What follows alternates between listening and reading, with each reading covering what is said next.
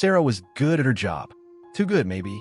Every surface in the expansive living room of the grand estate gleamed, reflecting the harsh Lego sunlight that streamed through the floor-to-ceiling windows. Her dark skin had a warm undertone, and her high cheekbones and strong jawline gave her a dignified appearance, even in her simple uniform. Today, a subtle furrow creased her brow. Her dark eyes, usually full of a quiet resilience, held a flicker of unease. Her neatly tied back hair, a style she favored for practicality, couldn't hide the slight tension in her shoulders as she moved through the sterile space. This was her world, Monday to Friday. Polished, perfect, and silent. Sometimes too silent. A shiver traced its way down her spine, not from the cool air conditioning, but from the persistent feeling of unseen eyes. She paused, her slender fingers hovering over a decorative silver tray, and slowly turned, her gaze sweeping across the room. Nothing, just the quiet hum of the air conditioning and the distant sounds of the bustling city beyond the high walls of the estate. This was bad, really bad. The next morning, the silence felt heavier, not quieter. Sarah was in the staff kitchen, preparing breakfast for the family she served. Her mind kept going back to something a little off from yesterday. She usually saw Maria, from the house next door, at this time, walking her employer's small dog. But Maria hadn't been around, and the gardener, Samuel, who usually shared a quick, friendly nod, looked away when she tried to catch his eye, his face tight with something like fear. "Maria?" Sarah asked quietly, trying to sound casual as she wiped down the counter near Samuel. He flinched, almost dropping his rag, and mumbled something about Maria being gone. His eyes darted nervously towards the high-tech surveillance camera in the corner of the kitchen before he quickly exited, leaving Sarah alone with a rising knot of dread in her stomach. This was more than just odd. The clock on Chloe's phone read 7:30 p.m. Her mother, Sarah, was never late. Never. Not even 5 minutes. Chloe paced their small living room in their apartment block, the vibrant colors of her own artwork on the walls doing little to calm her rising anxiety. She tried calling Sarah again, straight to voicemail. Her fingers flew across the screen, pulling up the estate's visitor log app. Her mother's last exit scan was missing. A cold dread seeped into her bones. This wasn't just odd. This was wrong. She stared at her phone, the glow reflecting in her determined eyes. Something had happened, and she was going to find out what. The police station buzzed with a low hum of indifference. Chloe sat across from a desk sergeant, a large man whose eyes kept flicking to his watch. "So, your mother, a domestic worker, hasn't come home?" He repeated, his voice flat. Chloe explained it all again. The missing scan, the strange feeling her mother had. She even mentioned Maria, the other worker who had vanished. The sergeant just sighed, picking at a loose thread on his uniform. "Look, these things happen. People change jobs, go visit family. We can't just send out a search party for every domestic worker who doesn't clock out. Give it 48 hours. His words hit Chloe like a slap. They didn't care. Not really. But a cold resolve hardened her gaze. If they wouldn't help, she would. The high walls of the estate loomed, a fortress against the bustling world outside. Security was tight, cameras on every corner, guards at the main gate. But Chloe was smart. She'd watched. She knew the shifts, the blind spots. Early morning, when the first wave of vendors and day laborers arrived, was her chance. Dressed in clothes that made her blend in, a simple hedge wrap obscuring some of her distinctive style, she walked with purpose, a large, empty duffel bag slung over her shoulder. She exchanged a few quick words with a vendor at the service entrance, distracting the guard just long enough. Then, with a practiced ease, she slipped past the gate, her heart pounding. She was inside. The estate was a maze of manicured lawns and identical luxury homes. Chloe felt like an alien. She eventually found the service entrance for her mother's employer's house. It was quiet, too quiet. She found Sarah's small, tidy cleaning cart, its tools neatly arranged. But her mother's personal bag, the one she always carried, was gone. She tried the staff kitchen, the very one where Sarah had seen Samuel. It was spotless, almost unnaturally clean. No signs of struggle, no personal items left behind. She spotted Samuel sweeping leaves further down the driveway and approached him cautiously. "Samuel," she whispered, "where's my mom? What happened to Maria?" He froze, his eyes darting to the ever-present surveillance cameras. He opened his mouth to speak, then quickly shook his head, his face a mask of terror. I don't know," he stammered, and hurried away, leaving Chloe alone with the cold truth. The trail was dead. Back in the quiet hum of her small apartment, Chloe's frustration boiled. The police wouldn't help. Other workers were too scared. But Chloe had another weapon, her laptop. She was good with tech, always tinkering, always curious. She remembered Sarah mentioning how everything in the estate was connected, even the staff entrances and service elevators. The estate used a standard security software, not some high-tech government system. She plugged in, fingers flying across the keyboard, a furious energy driving her. Lines of code scrolled down her screen, a digital maze she navigated with practiced ease. She wasn't just looking for footage. She was looking for a pattern, a glitch, anything that screamed wrong. Her eyes, sharp and focused, darted across the screen, searching for the hidden truth. Hours bled into the night. Just as exhaustion threatened to pull her under, Chloe saw it. A flicker, an anomaly in the estate's archived security footage, a tiny corrupted file from the main gate's exterior camera time-stamped the night Sarah vanished. It was mostly static, but then a terrifying flash, a quick, jerky glimpse of a dark van, unlike any delivery vehicle, speeding out of a rarely used service exit. And for a split second, a silhouette in the back window. Was that Sarah? Or just her mind playing tricks? Her breath hitched. It was too fast, too blurry to be certain, but the chilling irregularity of it, the sheer wrongness of that specific van using that specific exit at that hour, sent a jolt of ice through her veins. Her mother hadn't just left. She'd been taken. The raw fear of what she'd seen warred with a new, fierce determination. Chloe knew she couldn't face this alone. She thought of Auntie Grace. Grace wasn't really an aunt, but a close friend of Sarah's, a community leader who ran a small women's support group for domestic workers in their area. She knew everyone, heard everything. Grace was tough, resourceful, and fiercely protective of her community. Chloe pulled out her old, battered contact book, a relic Sarah insisted on keeping, full of names and numbers scribbled in tiny handwriting. Her finger traced over Grace Community Hub. It was a long shot. Grace might be too scared, too cautious, but she was their best hope. The Community Hub was a vibrant place, usually loud with chatter and laughter. But today, the small office where Auntie Grace worked felt heavy with unspoken fears. Grace, a woman with a no-nonsense gaze and strong, capable hands, listened intently as Chloe recounted everything. The missing exit scan, the blurred van, the sergeant's dismissal. Grace's initial reaction was a visible flinch, a tremor of fear in her usually steady demeanor. "Child, you don't know who you're messing with in that estate," she warned, her voice hushed. "These people, they have long arms." But as Chloe's conviction shone through, and she described the chilling pattern of Maria's absence, Grace's expression slowly hardened. A grim understanding settled over her features. This wasn't just about Sarah anymore. It was about protecting her community. "All right," Grace finally said, her voice low but firm. "We'll do this." But we moved quietly, like shadows. Grace knew how to find the cracks in the walls.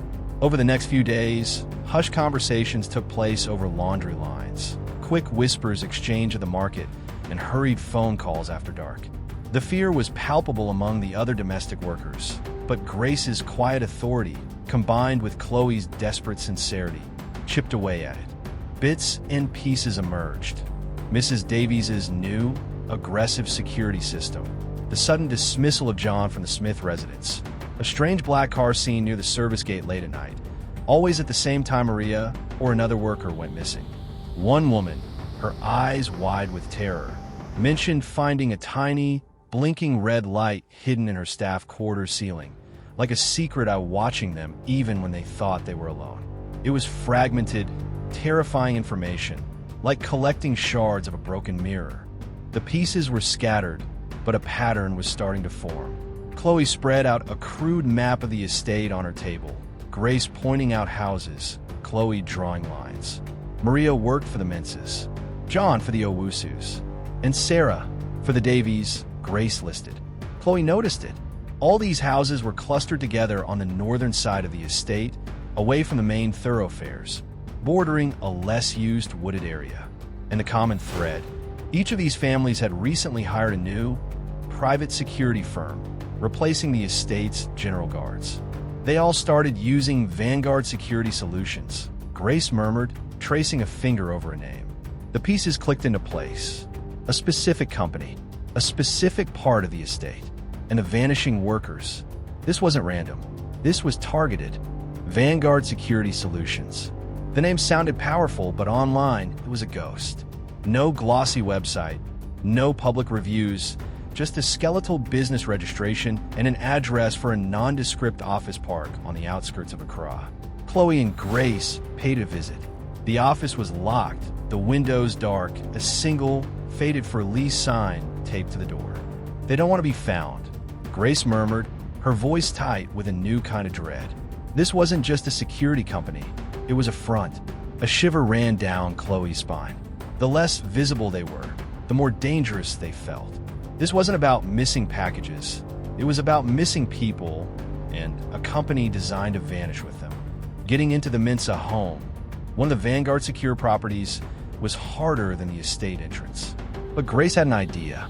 She posed as a representative from a local church group, offering blessings and assistance to the wealthy residents. It was a flimsy excuse, but the Mensas, keen on public image, reluctantly let her in for a brief, supervised visit. Chloe, disguised as Grace's quiet, observant assistant, carried a small, innocent-looking woven basket. Inside, a tiny, high-tech camera, no bigger than a button. While Grace distracted Mrs. Mensa with polite chatter, Chloe, with nimble fingers, found the perfect spot in the staff quarters. A small, unassuming nook in the ceiling, a mirror of the one another worker had described. A quick press, a soft click, and the camera was discreetly in place, its almost invisible lens now watching the room. Hours later, back in their quiet apartment, the camera feed flickered to life on Chloe's laptop.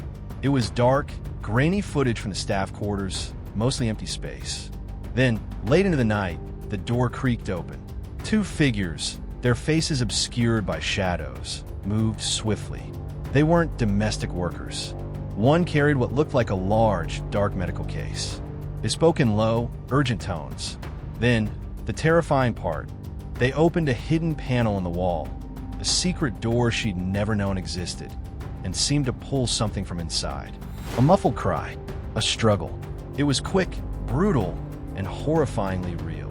The footage was too dark to see clearly, but the implication was chilling. Someone was being kept there. Someone was being taken. Sarah. The grainy footage played on a loop on Chloe's laptop. The hidden panel, the shadowy figures, the muffled cry. Grace sat beside her, her face grim. "It's them," she whispered, her voice barely audible. "Vanguard. They're not just security. They are collectors." They pulled up the list of missing domestic workers Grace had compiled. Each name, once a rumor, now felt like a lead. Maria, John, Sarah, all from homes on the northern side of the estate, all serviced by Vanguard. The pattern was chillingly clear. These weren't random disappearances. This was a targeted operation, designed to make people vanish without a trace, hidden in plain sight within the pristine walls of the elite. The employers in those homes were complicit, silent partners in a horrifying scheme. Knowing who was involved was one thing. Understanding why was another. Chloe and Grace needed to get closer to the Vanguard clients. They couldn't just knock on doors. Grace suggested a more subtle approach. "We'll keep our ears open," she said. "Domestic workers talk. The rich, they talk too, but differently." Chloe focused on discreet observation. She revisited the estate, this time blending in with delivery drivers, making small, almost imperceptible detours. She watched the houses, noting routines, visitors, anything out of the ordinary. She paid special attention to the staff entrances and service routes, looking for any hidden cameras or new installations. They were trying to piece together the blueprint of whatever Vanguard was truly doing. Days of quiet vigilance yielded little. Then, Chloe noticed it.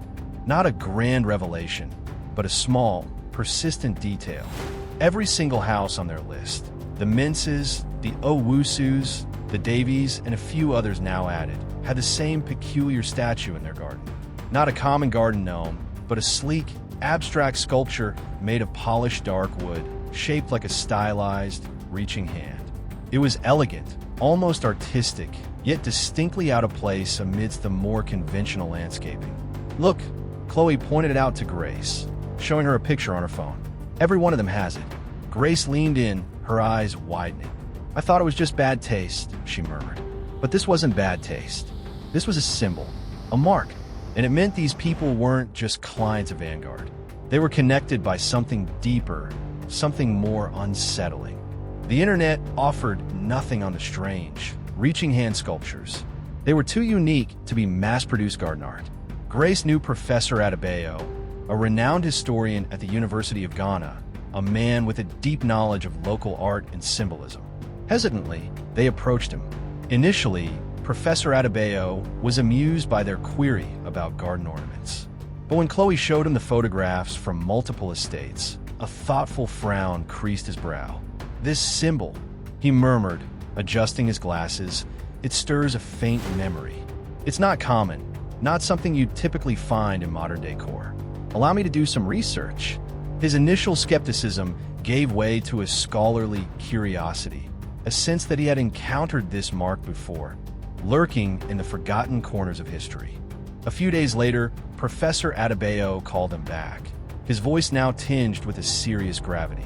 The symbol, he explained, was ancient, predating many of the region's current tribal structures. It was associated with a forgotten cult, rumored to practice dark rituals involving the acquisition of life force or vitality. The reaching hand was said to represent a grasping for power, a taking, often linked to secretive societies and clandestine practices. He spoke of hushed legends, of people disappearing without explanation centuries ago, connected to those who bore this mark or served those who did. The elegant garden sculptures were not mere decoration. They were silent pronouncements, a chilling sigil of something deeply sinister at play. As Professor Adebayo delved deeper into the symbol's history, a specific, unsettling detail emerged. He recounted a local legend of the Silent Harvesters, a clandestine group said to have operated in the region centuries ago. They were believed to drain the life force of individuals to prolong their own existence or gain power, and their mark was the reaching hand. He also mentioned a series of unexplained disappearances in the early 20th century in a nearby district, whispers of certain wealthy families who were rumored to be involved and who displayed a similar, peculiar emblem. A cold dread washed over Chloe and Grace. This wasn't just about missing workers. It was a lineage of exploitation, a dark tradition continuing in the shadows of modern Accra. Sarah and Maria weren't just gone. They were victims of something ancient and terrifying.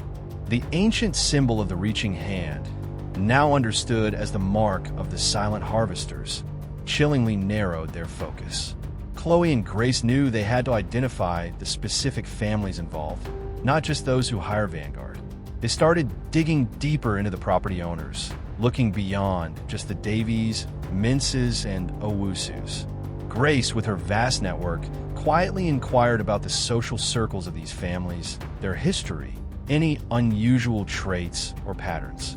Chloe, using her tech skills, searched public records, old news archives, anything that might link these specific families to strange occurrences or even, subtly, to each other.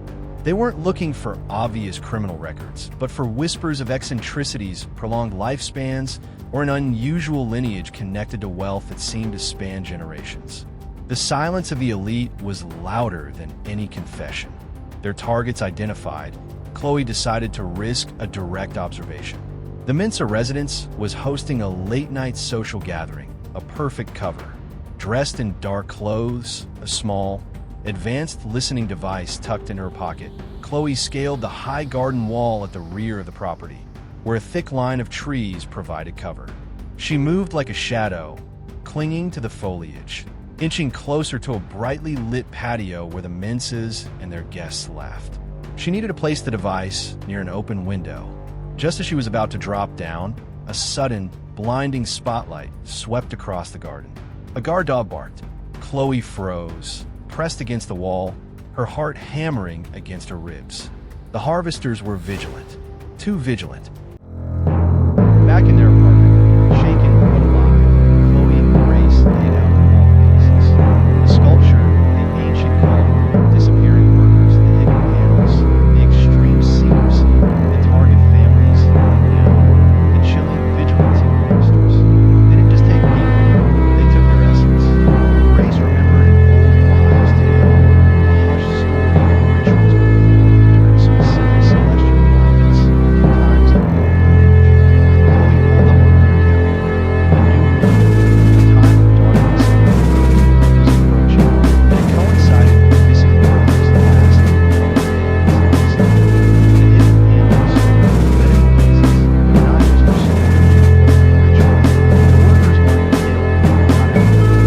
They were harvested, like workers, hit by power, trained through the harvesters of unnatural instincts. The realization was cold and significant.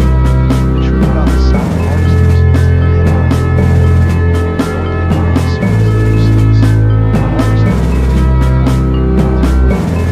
We have to go in, he said. Her voice trembled slightly. Grace nodded, her own fear giving way to the she saw. They laid out a plan, vigilantly. The upcoming new moon was the most likely time for ritual. They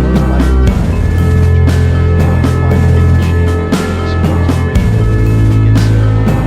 There was madness, a suicide mission, the thought of Sarah trapped, destroyed, ignited a desperate urge. We can record it, expose the ritual. Grace looked at it, then at the calendar warning. Fast, child.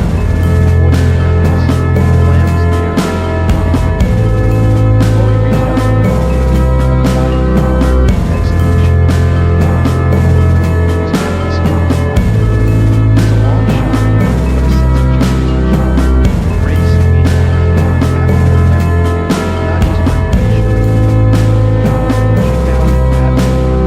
a sense of justice was strong. Grace, meanwhile, tapped her network, not just for information, but for information. She found Admiral, a domestic worker who stopped, who heard whispers, who seen the met up. Admiral, bold and clear, fire in her eyes, knew the inner workings of the Mensa estate. Having worked there for years before. They took my cousin last year, Admiral confessed, voice thin. All together, a small, unlikely team was formed, bound by a shared horror and a burning need for justice. The night of the new moon fell like a heavy shroud over Accra, swallowing the city's light. It was the perfect cover. Chloe, Kwame, and Adwoa stood at the edge of the estate, a chilling silence broken only by the distant hum of generators. Adwoa, moving with the practiced ease of someone who knew every crack in the pavement, led them through a rarely used service tunnel she remembered from her years working there, bypassing the main gates. Inside, the estate was a landscape of shadows and hidden sensors. Kwame, with his tablet, meticulously scanned for laser grids and pressure plates, disabling them one by one. Chloe, her heart pounding a frantic rhythm against her ribs, focused on their target, the Mensa house, the supposed heart of the harvester's operation. Every step felt like a gamble, every shadow a potential trap. Time was running out. Adwoa led them to the oldest wing of the Mensa mansion, a place rarely seen by guests. Behind a massive, ornate bookshelf, a subtle seam in the wall caught Chloe's eye. Kwame worked quickly, his fingers dancing over a small device, bypassing a hidden biometric lock. With a soft hiss, the bookshelf swung inward, revealing a dark, narrow passage. A rush of cold, stale air, thick with the scent of ozone and something metallic, hit them. The passage led down into a sterile, circular chamber bathed in an unsettling, pulsing blue light. Strange, organic-looking machinery lined the walls, each unit connected by translucent tubes that seemed to hum with an unnatural energy. In the center, a raised platform with a restraint system, currently empty. This was it, the harvesting chamber, and it was far more terrifying than they had imagined. Their eyes scanned the gruesome chamber, then a gasp from Adwoa. In a series of recessed alcoves along the far wall, figures lay strapped to medical-style tables, barely moving. Sarah. She was there, pale and weak, her eyes fluttering. The menses entered, clad in elegant, ceremonial robes, followed by 2 vanguard guards. They moved with a chilling calm, preparing for the ritual. "You're too late," Mr. Mensa hissed, his voice echoing, a cruel smile twisting his lips. But they weren't. Kwame, swift and silent, triggered a system overload on the chamber's main power conduit, plunging the room into chaotic darkness. Adwoa, a blur of motion, began releasing the restraints on the captives. Chloe, using the cover of darkness, grabbed a heavy metal rod, ready to fight for her mother. The chamber erupted into a desperate struggle. Amidst the frantic struggle, Chloe knew this was her only chance. With a desperate lunge, she activated the tiny recording device on the central console, overriding the chamber's security. The screen flickered, showing the horrifying scene live, streaming to the world. News channels, social media feeds, the pristine facade of the Accra elite shattered by the raw, brutal reality of the harvesting ritual. Sirens wailed in the distance. The harvesters, seeing their dark secret exposed, screamed in outrage and panic. "Go!" Grace yelled, pushing Chloe and Sarah towards the newly opened passage. With Sarah barely conscious, supported by Adwoa, they fled into the night.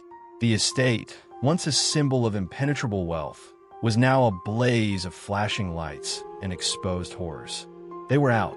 Sarah was safe. But the chilling image of the hidden chamber, the faces of the harvesters caught in the glare of the camera, would forever haunt Chloe. The silence was broken, but the echoes of fear would linger.